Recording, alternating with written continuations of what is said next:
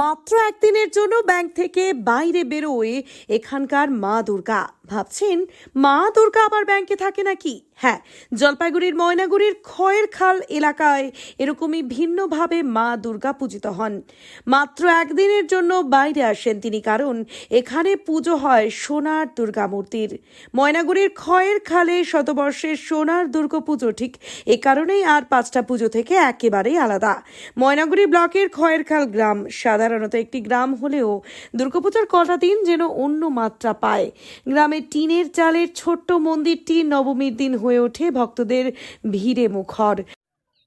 বিশেষত্ব যেটা সেটা এখানকারই, আমি লোকালি।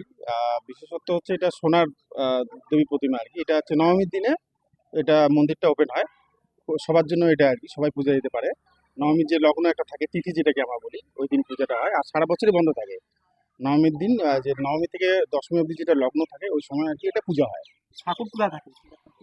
ঠাকুর প্রথমে তো এটা মানে অটোমেটিক্যালি মাটির পুরনো যেটা সোনা আর কি, মাটির থেকেই ঠাকুর উঠে এসছে। তারপর এটা মানে কারো বাড়িতে থাকে, ধরুন ব্যাংকের লোকালই থাকে আর কি, সোনার সোনা। ঠাকুর তো সোনার ঠাকুর কারো বাড়িতেই থাকে।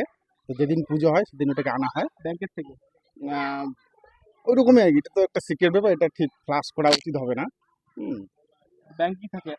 হ্যাঁ, এক প্রকার আর কি ব্যাংকিং, সোনার ঠাকুর তো। সারা বছর দেবী থাকেন গ্রামের ট্রেজারির ভল্টে। মাত্র একদিনের জন্য শুধু নবমীতে রীতি মেনে সেই ভল্ট থেকে আনা হয় সোনার দুর্গা মূর্তি। 7 ইঞ্চি উচ্চতার এই মূর্তির ওজন প্রায় 400 গ্রাম। সোনার তৈরি দশভুজার এই রূপে দেবীর পাশে দুটি সিংহ, অসুর আর মহিষের মাথা ফুটে উঠেছে। তবে সন্তান সন্ততি বা অস্ত্র নেই মূর্তিতে। কয়েক বছর আগে গ্রামবাসীরা এই রূপোর অস্ত্র আর সিংহাসন তৈরি করে দেন দেবীর জন্য। নবমীর দিন বৈষ্ণব মতে পুজো হয় দেবীর। কোনো থিম, আলো বা প্রতিযোগিতা নেই ঢাক ঢোলের কোলাহল।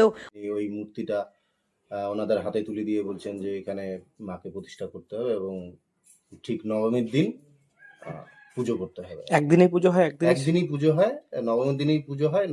নবমীতেই মানে নবমী তিথিটাতেই মন্দির সেদিকে বন্ধ হয়ে যায়। বন্ধ হয়ে যায়। আপনাদের এই ঠাকুর সোনার দুর্গা থাকে কোথায়?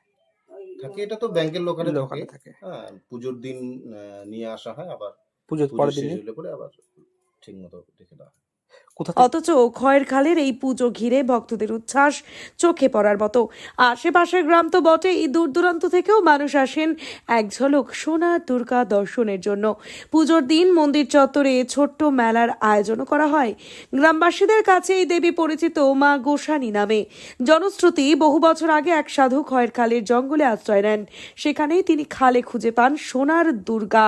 কোত্থেকে আজও চলছে পুজোর রীতি।